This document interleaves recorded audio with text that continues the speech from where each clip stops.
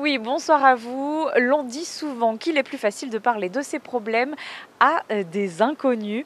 J'ai rencontré un collectif qui a pris au pied de la lettre ce constat et qui propose gratuitement aux New-Yorkais, de manière originale, vous allez le voir, de sortir ce qu'ils ont sur le cœur. Il s'agit de la Subway Thérapie. Reportage. 8,3% des adultes américains ont fait face au moins une fois dans leur vie à une grave dépression. En France, l'on estime que ce mal touche une personne sur 4. La santé mentale devient un enjeu central pour notre société et de nombreuses initiatives voient le jour pour contribuer à son amélioration.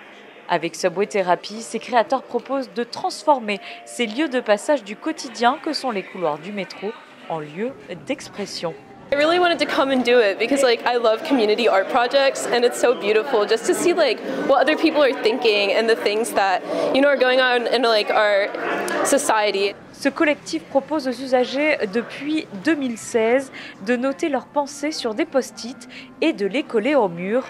Des pensées simples adressées à soi-même, des mots d'encouragement pour qui voudra bien les lire ou encore des angoisses difficiles à partager. I was really curious to help people feel better about the things they feel bad about.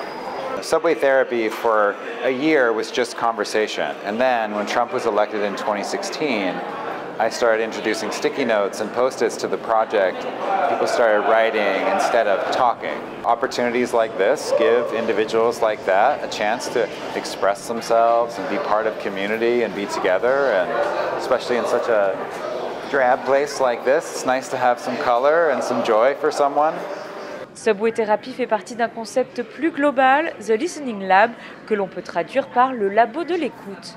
With Matthew, we said, what would happen if we just set up a table and 2 chairs in public and flip the script on who gets to sit in the listening seat?